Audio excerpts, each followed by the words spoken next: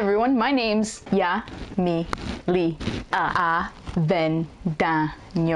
A lot of you have been wondering how the hell you pronounce it, and I talk too fast. Oh, happy holidays, by the way. Christmas fast.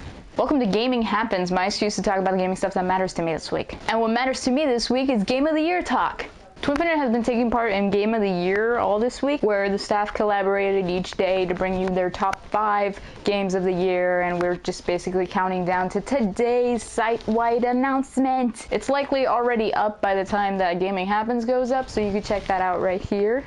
Yeah, it's here. Additionally, a lot of us have been writing our own elaborate top 5, why we chose it, blah, blah, blah, aside from the collaborations that we did, like I'm doing right now.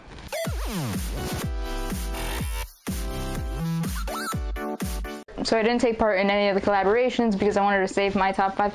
Honestly, I just didn't know which one were my top 5 yet. I figured it out for this episode, and I wanted to do it for Gaming Happens, so sue me. But I did take part in the voting that decided the site-wide Game of the Year, so go check that out. Let me start off by saying that all games were winners this year. They all tried their best, and they had fun.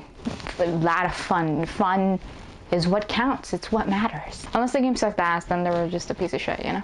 And since I hate cutting off at lists and like top 5 games is so little, you know, I'll also say runner-ups. Look, it was very stressful for me to pick 5, okay? Just 5? Out of all the amazing games that came out this year, that's incredible. No. Let us begin. Number 5. Have you ever noticed there's always that sexy voice counting down? Because for some reason, time is supposed to be sexy. Alright, at number 5 is BioShock Infinite. I didn't like the first 2 BioShocks, and I'm gonna explain why, okay? Don't kill me. Wait, let me explain. They were scary. That's it. I really don't like scary games. But BioShock Infinite allowed me to experience the awesome story and gameplay without all the heart attacks. And oh my god, that ending? That ending. Let's just say I was thinking about the last 30 minutes of the game about 3 weeks after beating it. Like, I was still thinking about it after all that time. Number 4. DMC, Devil May Cry. Again, let me start by pissing people off. I never liked Devil May Cry. Look, I was raised Catholic, and don't say his name or else he'll show up. Voldemort. But giving DMC a chance, I found an engaging ass game. The storyline was incredible. The combat, it was like what inspired so many amazing action games. And I was able to experience this all for the first time with an origin story to boot. Like, I didn't have to play the sequel to understand it. I'm good. I played the origin. Now I understand it. Perfect for me, since I never sat it through the first time. In fact, I loved it so much that I completed it in one sitting. Then let that either tell you about the game's length or about how much of a weirdo I am. I also wonder how much my love for it is just because I think the model for Dante is so hot. Number 3. Super Mario 3D World. Super Mario Bros. 2 is incredible because Luigi jumped really high, and this is like Super Mario 3D Land, but it's with Super Mario Bros. 2 character abilities, and you can play with 3 other players, and there are cat suits. I think that's all you need to hear. Number 2. Reus. Maybe Reus. I'm 100%, 90% sure. Reus? Of course a god game would be high up here. Come on, who do you think you're talking to? But what sets Reus apart from god tycoon sim games is that you use 4 god-like avatars to do your bidding for you. I've clocked in like 19 hours and I still haven't gotten every single achievement that's possible with the game, and that's just how much depth there is to it. And it's surprisingly a lot like a puzzle game where you have to balance how much growth you can have in a city based on how much plot of land there is, and you gotta balance what minerals you place, what food you place. You gotta balance the real estate, but you also gotta make sure that your towns don't get too greedy, because then they become little bitches and they attack each other or they attack you, and there's danger and little quests, and then there are power-ups. You know what, it's very deep for an indie game. I mean, jeez. I will play it after filming this. I will. Number 1. Dynasty Warriors 8.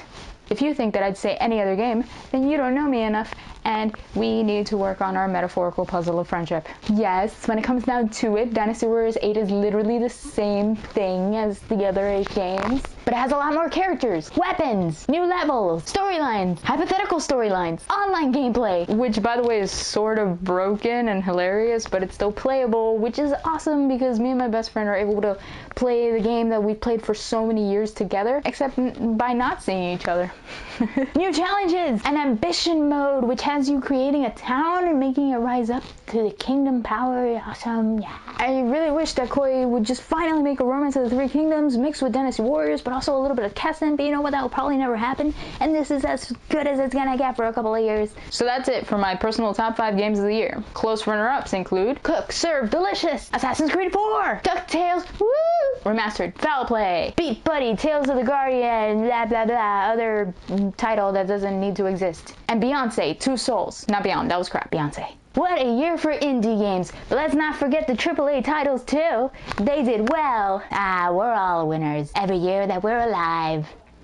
That's it for this week. Be sure to like and subscribe, and Twinfiknights, leave a comment down below telling me which were your personal top 5 games of the year, and head over to Twinfinite to check out our site-wide game of the year and tell me if you agree with us. See you next week. If it seems like I'm out of breath, it's because this is bright. And move back. This will work, maybe. There we go. So professional. This is ridiculous. If you can see any stains, don't worry, it's just Chinese food. And I'm a mess. Just looking up the script. It's never open right away. It takes me like an hour to set up my damn recording. We have a guest in the house. I'm gonna seem a little crazy.